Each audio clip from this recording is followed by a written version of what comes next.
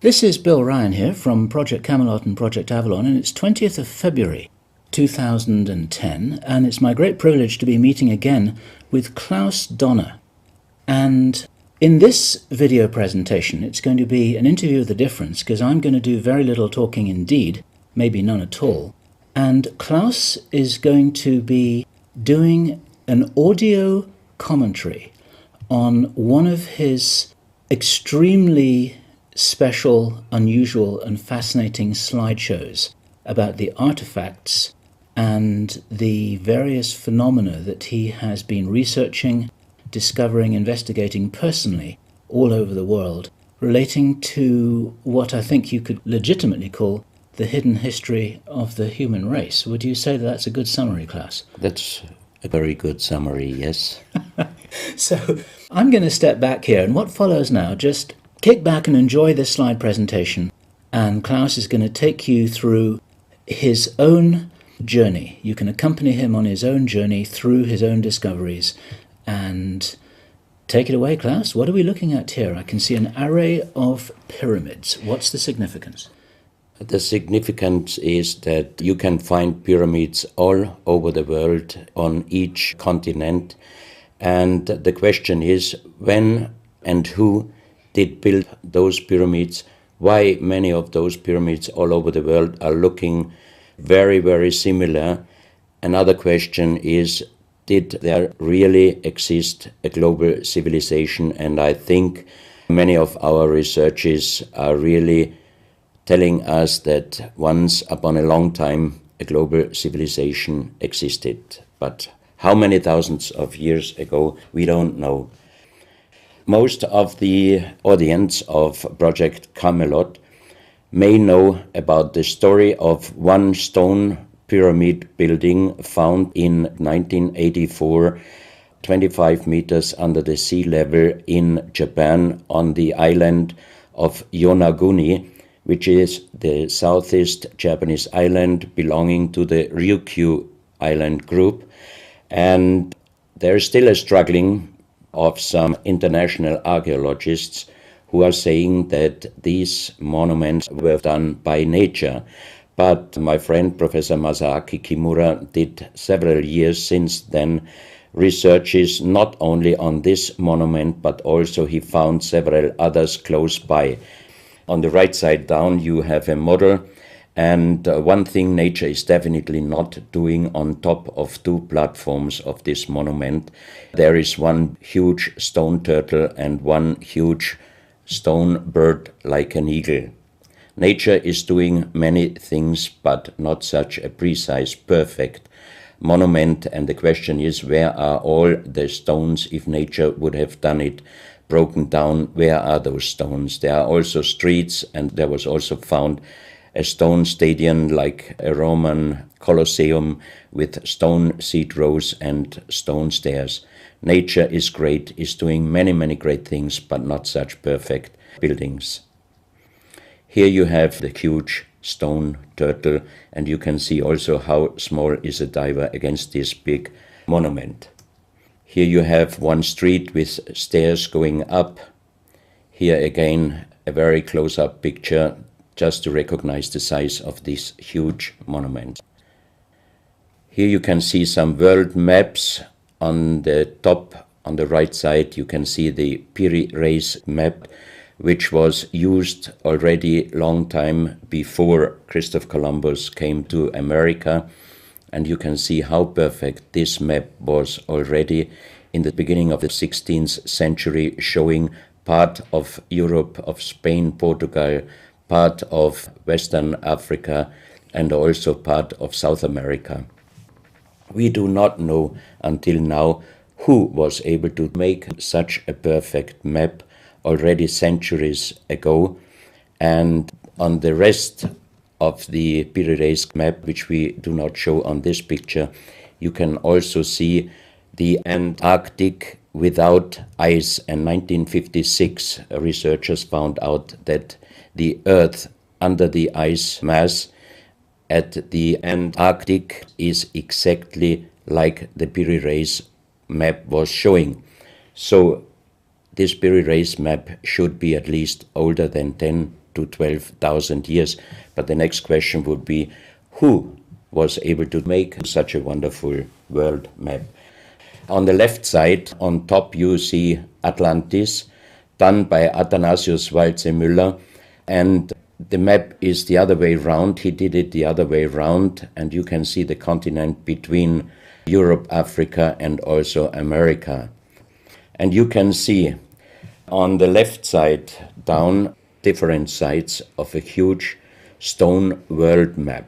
This stone world map was found in 1984 while gold digging in Ecuador in an underground tunnel system with other 350 artifacts which do not really fit any known and existing South American pre-Columbian culture.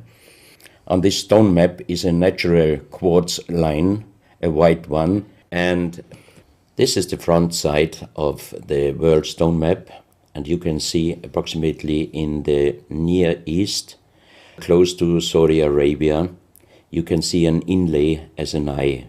And from this eye to the right and to the left is a natural quartz line going on the right side over India, Thailand, and also there's a long island on the right side, which Professor Kimura's research gave him the statement that from the northeast Japanese island until far down after Taiwan, once there existed a huge continent.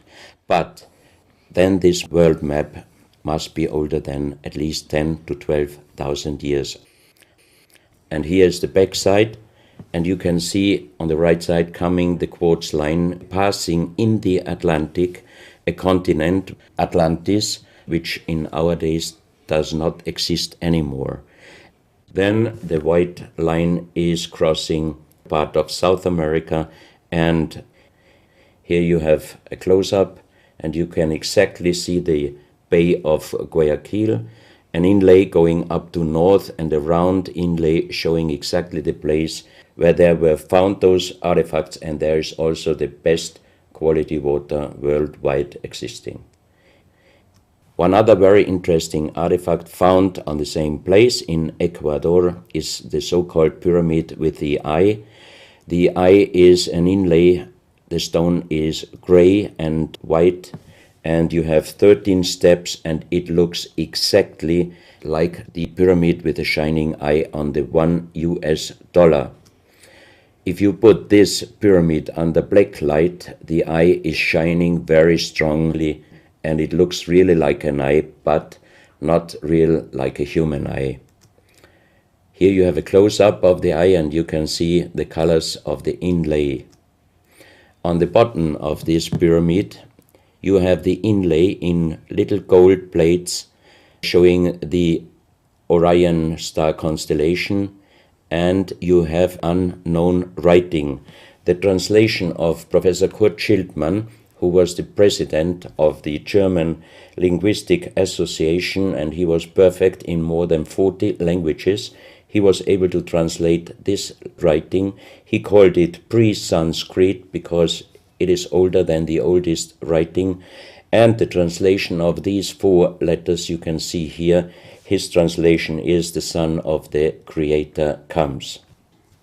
As we found the same writing on stones in certain countries like Ecuador, Colombia, Illinois, United States, Clausel, France, Malta in the Mediterranean, Turkmenistan, Australia, and in southern Calabria, Italy, just a few years ago. Always there are stones and ceramics, terracotta, with the same writing. That means this writing existed once worldwide, and that means there must have been a global civilization older than Sanskrit, older than 6,000 years. And Professor Schildmann also told me that this writing has a little similarity to the Indus writing and also to the Easter Island writing. And as he said, this is older than Sanskrit. He called this writing pre-Sanskrit. On this stone, you can see on the top the 2 eyes, and then you see the right hand holding the pyramid and putting the left hand on top of the pyramid. That means showing how to use this pyramid with the eye. On this stone you can see an encarving, sitting a man on a stone holding the pyramid exactly as it was shown on the artifact before. From his eyes are going rays out, and on the right side you see two bowed persons. On his head he has something like a small helmet, and from this helmet goes up like an antenna to a strange object over him.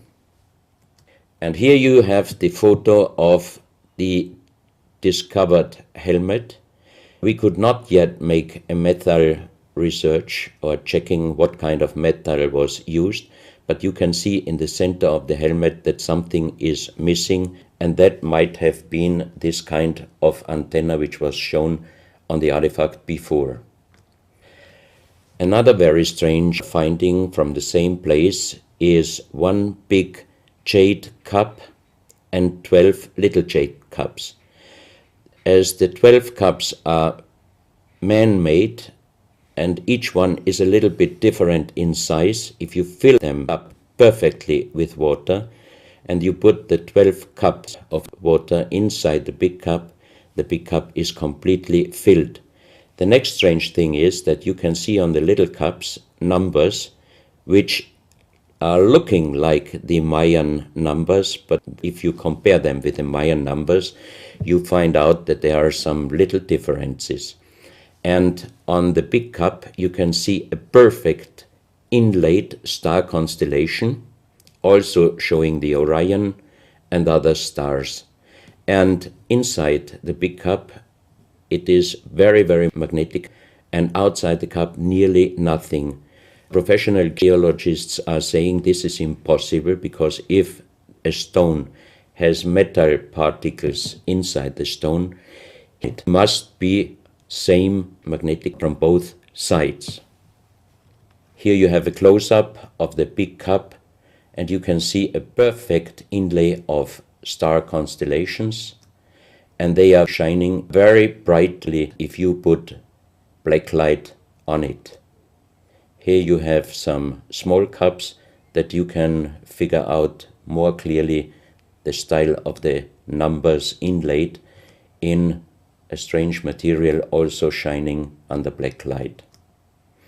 That's another piece, a jade plate with the same star constellation inlay like on the big cup, and two persons facing the sky, and on the next picture you can see that also the eyes of these two statues and the star constellation is shining very strongly under black light. This was once a hard-formed brown stone, changing the color in the center of the stone into black, which usually in nature does not happen. And you can see, if you look very close, you can see a face with closed eyes, with a mouth, the nose, a long beard and long hair. On the left side, the face and also the stone is broken. This is the reverse side of this stone. You can see a spiral and a triangle. The center of the triangle is very magnetic, also shining under black light. Here we have the backside of a cobra. The cobra never existed in South America, but this one was found at the same place. On this side of the cobra head you have 33 lines in lines. So 33 is also a very mystical number since long time. And on the left side and right side you have 7 points inlaid, and maybe these are the chakras. Also this cobra head is shining brightly if you put black light on it. Another object here, you have a perfect worked dolphin head, and also this artifact is shining under black light. Here you have a kind of stone helmet. You can put this granite stone helmet on your shoulders, or you can lay your head inside it, and the inlay points which you see on this helmet, some experts told me that these points are exactly the acupuncture points on the human head. Here you can see how it might have been used. And a few months ago, they found at the same place an unfinished stone helmet. So that means that also some of these artifacts were made directly in Ecuador, but many, many years ago. And also the inlay on this object are shining under black light very bright. This is a fantastic jade snake, and also the inlay points are shining under black light. Here we have one artifact which is very perfectly carved on the back side, so that means it might have been used to put this artifact on the front of your forehead. You can see the two eyes inlaid, and on the reverse side you have the so-called third eye. Maybe this artifact was used for some ceremonies or for meditation. Here we have a jade plate with an inlay of a spiral, also shining brightly under black light. Another one, you can see 7 rings inlaid in the jade plate and also shining under black light. Maybe this also could be a presentation of the 7 chakras. Here is one of the ceramics found there. It's a great masterpiece, and the question is, how can you make this artifact out of one piece of ceramic? Here we have another pyramidal stone found also in Ecuador. On top you see the pyramid with the eye, and you have down several spirals and symbols. Some of them are very similar to the churchward Nakal plates, which he found 1880 in India, and the translation was talking about the sunken continent of Mu. This is a marble with another inlay of a spiral, also shining very brightly under black light.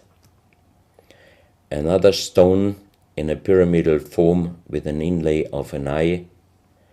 Here you can see again the pyramid with the eye, and on the bottom you see the Orion star constellation, the 3 Orion stars, which might focus us to the 3 pyramids in Egypt. Here you have a ceramic statue. You can see the style of sitting is not real pre-Columbian style. It looks like the lotus seat from Asia.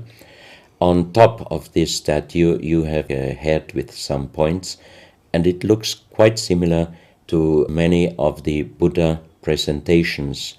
He holds a snake in his mouth. The snake is a very, very mystical and very often presented object. So that means this statue is not from any existing or known pre-Columbian culture. Even the next one, you can see that how this statue is sitting, it looks more the direction of Asia. On top of his head, again a very strange head, and in the center you can see like the head of a frog. Also the frog is a very mystical animal in old South American pre-Columbian culture, but also in Africa and also in Asia. Here another ceramic statue holding a kind of plate in his left hand, and it looks also not really pre-Columbian culture.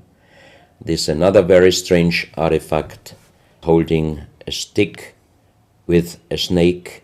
Again we have the snake here, and the question is where and who this statue was done.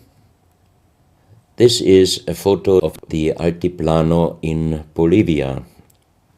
Archaeologists and researchers found out that at least before 4,000 years, there was happened a very big impact in Argentina, and the shock wave of this big impact destroyed many stone buildings in the Altiplano of Bolivia. You have here a picture of Pumapunku, a very strange place close to Tiahuanaco in Bolivia, and you see tons of stone plates with perfect work on it, destroyed. Maybe this was the reaction to the big impact in Argentina. Here you have my friend Giancarlo Bonfanti, Italian researcher, in the center of the so-called Sun Gate in Tiahuanaco in Bolivia, and some researchers write that the figurines on top of this side of the Sun Gate are showing the Venus calendar. Here you have one of the big stone plates from Pumapunku, and you can see how perfect this stonework was done. And the question is, could you do such perfect work with simple tools? Close to this area, they found skeletons with a size of 2.6 meters.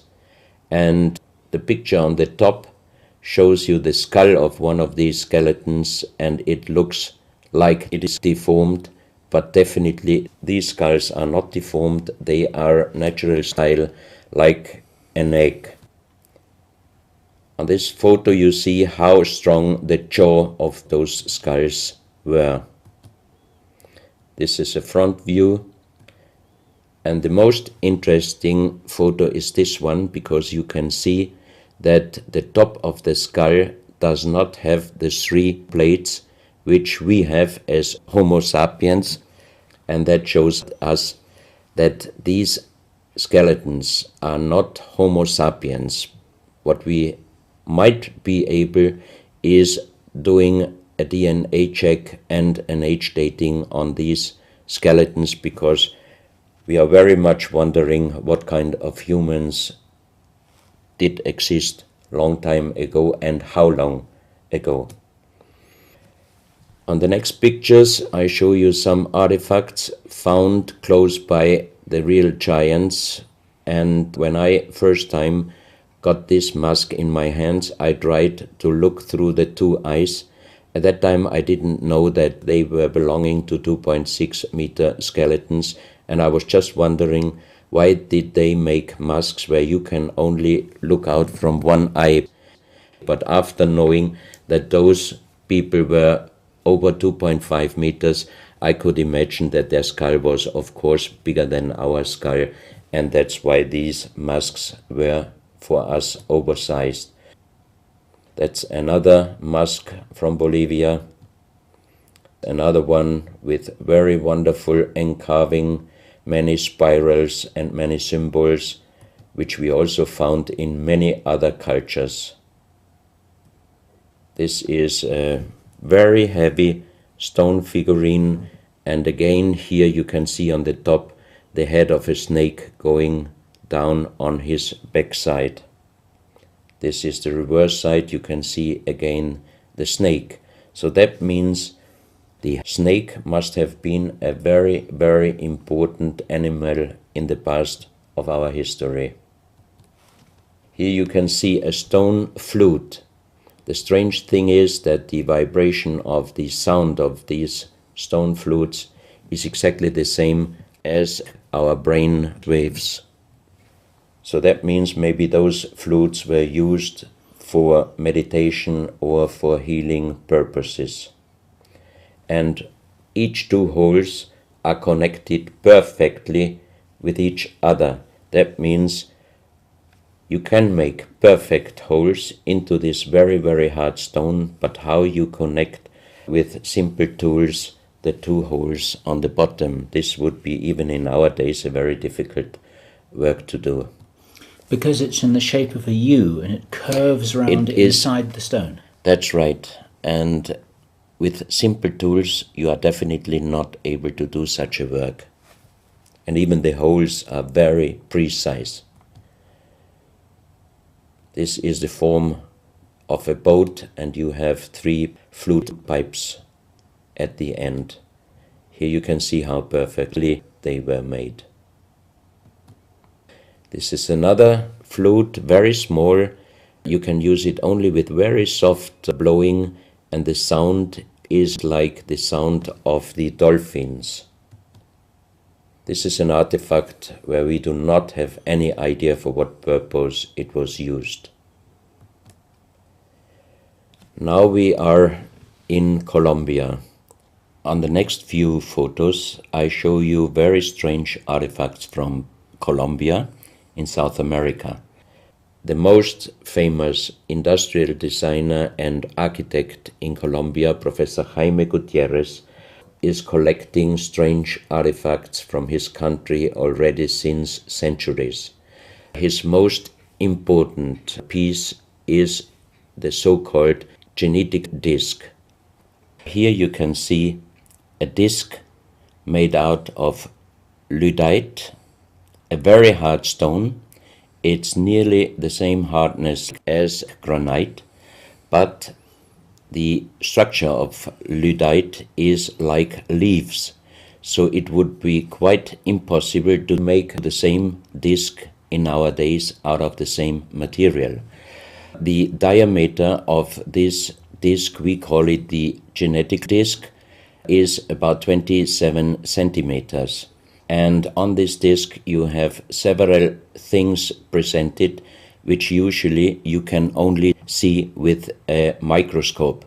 For example, on the left side, around 11 o'clock, you can see one egg, human egg, without and another with spermia. On the right side, at approximately 1 o'clock, you can see some spermias, and then you have several very strange presentations which we could not explain. But here on the left side you have a microscopic photo from the inside of a lady done by a Swedish photographer, and you can see that the egg without and with spermia looks exactly like the presentation on this genetic disc. On the reverse side you have on top several presentations of fetus in different size, different age, ending up with looks like a little child. You see also at the end of the plate around 6 o'clock female and male, and also on the right side around 9 o'clock you can see the presentation of man, woman and child. But the strange thing is how they present those human-like heads. Here you can see a knife done by the same material, lyddite. On top of the knife, on the handle, you have mother's head, beyond you have the child's head, and the umbilical cord is going around the neck of the child. So that means this knife would have been used to cut the umbilical cord, saving the child's life. This is a close-up mother, child and umbilical cord. This is an instrument. It might have been used for helping the child coming out, leaving the mother, when there were some complications. And it is also made out of the same material, lyddite. You have here the vagina and the child's head coming out. And on the reverse side, you can put only your thumb inside. That means you can only use this instrument with your fingers, meaning you cannot use power. So that means it might be safer helping the child leaving the mother than our instruments we are using in our days, because sometimes the modern instruments, while being used, can damage the child's head. This, we think, is a medical instrument. It is also lyddite, and it's a perfect form. Another one, and these are other ones. They are very much smaller than shown on this photo.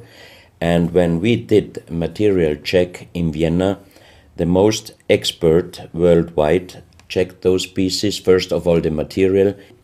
Each one is done with lyddite, and the form itself, he checked them, and finally he said, I cannot tell you how they were done, who did they make, but the only thing I can definitely tell you, from the same material in nowadays, we cannot make the same instruments. So how old they are, we do not know, but as they were found in Colombia, and they do not fit any existing pre-Columbian culture, we must consider that those artifacts are at least older than 6,000 years. But we cannot explain what kind of technology they did use to be able to make such instruments and such tools made with lyddite. You can see each piece fits exactly every kind of hand, never mind how big the size of the hand was. Each instrument, each tool fits exactly each hand which was using those instruments. This face looks a little bit like the Maui, the big stone statues from Easter Island. Here you have a close-up. This, in joking, I call it the dentist chair. Perfectly done, but again, same material, lyddite. And the strange question is, why, if they could make such perfect figurines out of this very difficult material, why did they show the human face always with big round eyes and a little nose and a big mouth? There is no real explanation possible. This is again one piece from Colombia, lyddite. On the front side you see the mother holding the baby, and on the back side you see the man with armors, most probably for hunting. This stone figurine was found in Colombia. It looks exactly like the Maui statues from Easter Island, but it is only about 30 centimeters in size. This is another masterpiece of stonework. You have on both sides presented one bird, but if you look at the front side, you can see that the two birds presenting a face, and on the left side, between the bird's head and the wings, you see again this unknown writing which we found on stones from all over the world. This is the mother holding a child, very strange face, and it's a kind of jade material.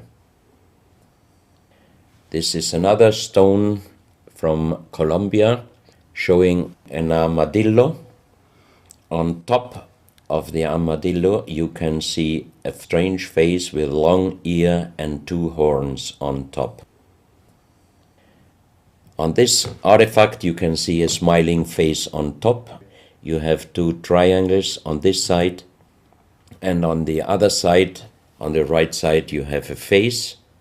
Again, the animal face on the right side, and some unknown symbols.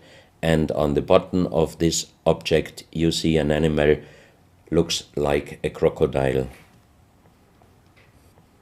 Now we are moving to Guinea, West Africa, very close to the border with Mali.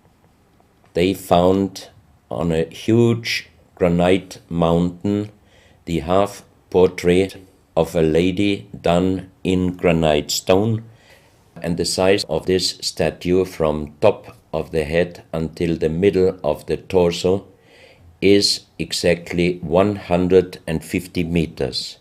So this is a real big question. who might have been able to do such a huge granite half-portrait in a mountain at least 10 to 12,000 years ago, because the Italian geologist Professor Pittoni was on the spot. He did these photos and he checked the earth on the bottom of this mountain, and his calculation was that this stone monument must have been done at least 10 to 12,000 years ago. But then we have the real big question: who could have been able to do such a big stone monument? Even in our days, it would be impossible, or at least it would cost so much money that it would never be able to do. And if you look at the close-up of the face, some experts told me that this face definitely is not European, but also, of course, not black African. It must be either South American or Asian culture. But then again, we are at the point 10 to 12,000 years ago. It might be the civilization, the lost civilization from Atlantis. Close to this area in Sierra Leone, Professor Pittoni was in charge of diamond excavations. And as he heard in this area a legend about Allah was angry with some angels, and he put them into stone and throw them to the earth, he put the sky, also made it into stone and throw it to the earth, and he put the stars and threw them to the earth.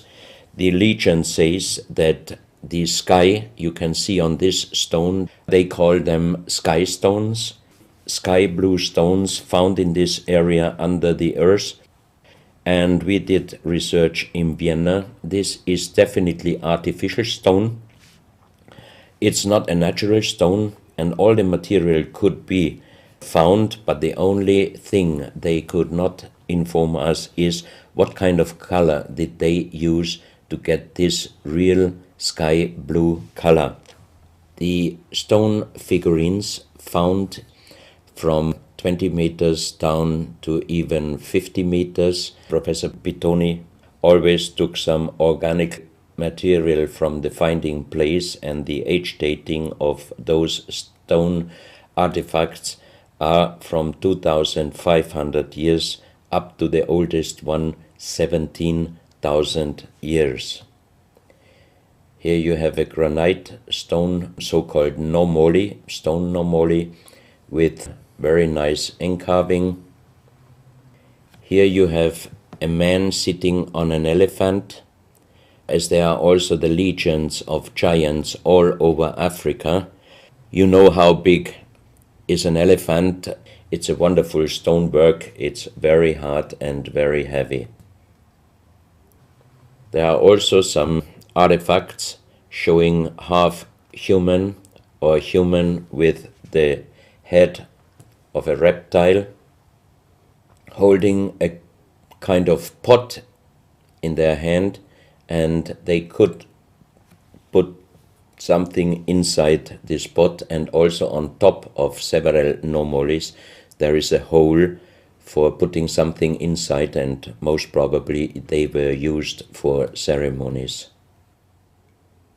Here you have a kind of animal. It looks like a dinosaur, and when Professor Pittoni found this statue, it was making a strange noise. So he opened the statue, and they found inside the small black ball you can see on the bottom of the statue, and this was iron material. When we did the research on this artifact, and especially on this metal ball, next morning the professor called me and told me that somebody must have done a bad joke to me. I asked why, because the result of the research was this metal material is chrome steel, and chrome steel was found first time at the beginning of the 20th century in Austria. That means it was impossible inside a statue with the age of approximately 17,000 years. But when I called immediately Professor Pittoni, he was laughing and he said, "I'm a geologist. If a statue is making a strange sound, I do not open it just right away, but I did several X-rays, and you can see here on the right picture one of the X-ray photos, and you see that inside the closed statue already the round ball, the chrome steel ball, was existing.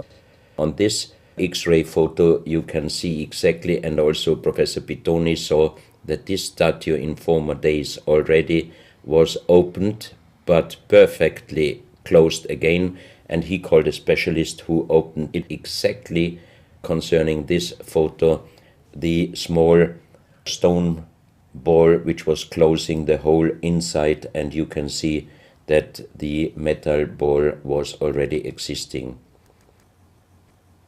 Some of you might have watched several pictures, photos on the internet of giant skeletons found in desert, in India, in China and other places. Most of those photos were competition photos to present Photoshop. Perfectly done. I also was quite impressed when I received first time one of those photos, but these photos I'm showing you now, they are definitely not coming out from a Photoshop competition. These photos are real skulls and skeletons. This skull was found in a tunnel system underground in Colombia. The skull is dated up to 11,000 years. The skull is bigger than normal skull, and the front teeth of the jaw are lined up in a different way than our teeth. Something that occurs to me here is that there's a very strong, pronounced jaw. It's a very prominent jawline, very prominent chin. And here you see a photograph that was shown to us by a Project Camelot insider. Now, this isn't a real photograph. This is a scene from the old Arnold Schwarzenegger movie Conan the Barbarian. And what you're seeing here is a special effect on the actor James Earl Jones. The critical thing here is the shape of the jawline. Our witness, who had spent time with the Anunnaki in real time, in the present day, said that one of the things that characterizes them, besides their size, which he says was 8 or 9 feet tall, he said they're very large and they're very strong and they look larger than that. But that's round about their height, which matches exactly the 2.6 meters that Klaus has been talking about. He said it's a very prominent, strong jawline, and this is what strikes me about these skeletons, these skulls here that we're looking at right now. Didn't know. No, you need to know this. Back to Klaus. So once again, here you have a very old photo done in a museum in La Valletta in Malta, and it shows several long skulls, and the explanation is deformed skulls, but they are very long, going to the back. This is one of several very, very strange skulls. They are presented in a small museum in Ica in Peru. Ica is located close to the famous Nazca lines, and the museum is called Museo Maria Reiche, the German lady who was researching her whole life about the Nazca lines. And in this museum you can see the most strange skulls I ever saw, all found in this area close to the Nazca lines. So the question is, what kind of humans were living there, and how did they get those skull forms? And especially this one, definitely several doctors and experts told me it would not be possible to create such a kind of deformation, because through deformation you do not get the double bone material on the skull, and on this skull even you have particles of the skin and hairs, and I think it would not be difficult to do a age dating and especially a DNA analysis of this skull. On this picture I show you some legendary skeleton forms of giants.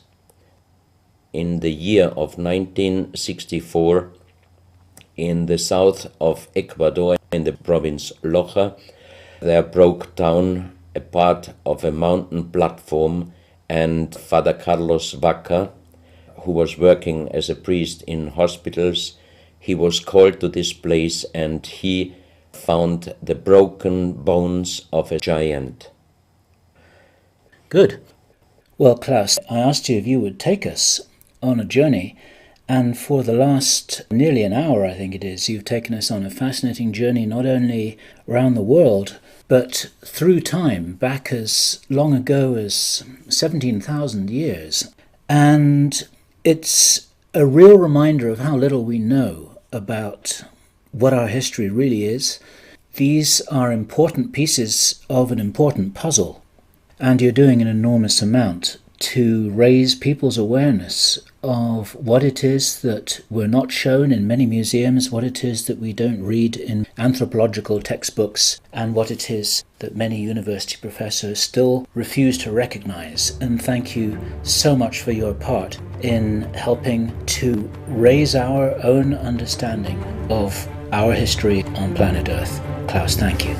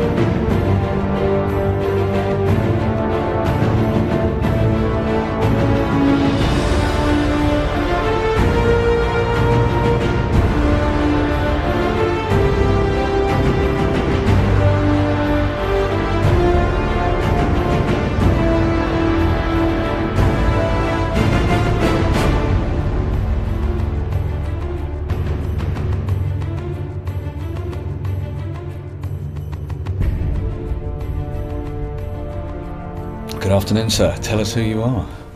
My name is Klaus Dohner. I'm from Vienna, and I research unexplainable artifacts since 1997. And what brings you to megalithomania this year particularly? What news do you have to share with us? There are some news about giants and also megalithic monuments and stone structures, and also some very interesting artifacts. Do you think the sites globally, the ancient megalithic sites from South America to Egypt to Britain, do you think there's a unifying component? Are we looking at the remnants of an ancient parent culture? I think there is a connection between all those stone buildings, because we also found stones in many countries with the same unknown writings, like Ecuador, Colombia, United States, France, Italy, Malta, even in Australia. So that, for me, it would be the confirmation that once in the past there existed a global civilization, or at least a global communication. And for you personally, in your research, what's the most exciting discovery for you in recent times? The last most exciting discovery was, together with Michael Dellinger in South Africa, the 100,000s of very big stone circles which are producing sound and energy. Interesting. And have you been able to measure this? Michael did a lot of research on the spot, and we visited some of those circles, and he explained me all the results on the spot. Very interesting. Now, a lot of your research is anomalous archaeological artifacts, but also into giants. Tell me a little bit about that. In the year 2003, I got an invitation for a meeting with 15 elders of the big tribes in United States through Wayne Deloria. And the story of the 3 days meeting was giants and little people. Until this time, I didn't have really informations about giants and little people. And from that day on, more and more informations came up, and in the last years I could collect many informations and even artifacts which definitely prove that giants and little people existed in the past. And when I think there's a degree of misunderstanding about what we mean when we say giant, or perhaps what you mean when you say giant. For some people, anybody who's slightly larger than the average is a giant, but you're talking about significantly large beings, no? Yes, for example, the biggest one until now, I got some bones from Ecuador from a 7.6 meter human giant skeleton. 7.6 meters? Yes, and I got informations from the Russian eye doctor and researcher Professor Muldashev that he could see even the bodies of 10-meter giants in the so-called Samadhi tunnel in Tibet, where there are people from normal size up to 10 meters in the lotus seat, and the body has no function, but as the monks explained him, they are connected through the silver string with the universe, and they could come to life again whenever they would decide. Wow. And I remember speaking with Brian Forrester. There seems to be a thread running through with red-haired people.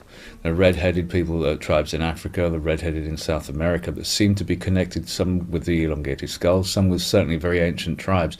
Do you find that there's a red-head component with some of these giants? That's what I cannot confirm, because until now we don't have any real fact on this.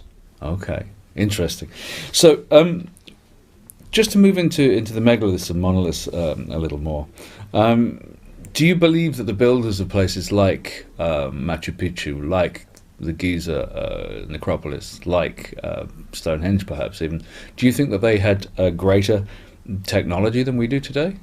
That's what I think, because many of the transportations of that very big stones, until today, it would be quite impossible, especially if you have to pass over some mountains, over some valleys, some rivers. There's not really an explanation how did they do it, and they must have had a knowledge which we do not have until our days.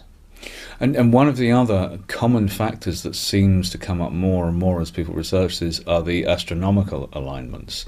It seems that these ancient peoples who built these sites had more than a rudimentary understanding of the stars, of astronomy, and indeed of how to align. What do you make of that?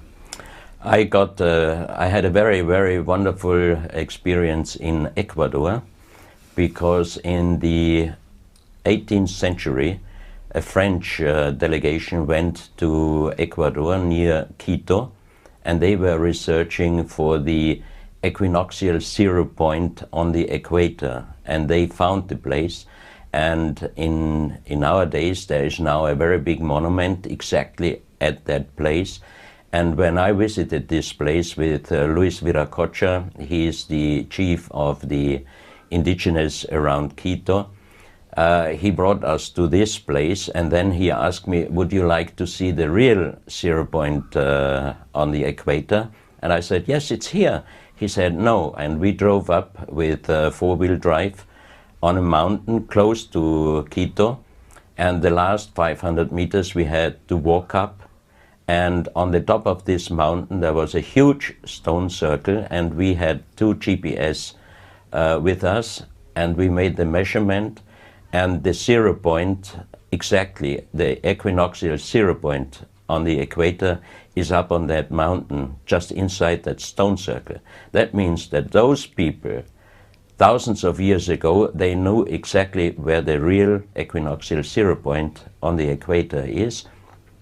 And there is a young archaeologist who is doing the research there, And he found out that exactly all the important places in South America are exactly on these equinoxial lines going out from this 0 point.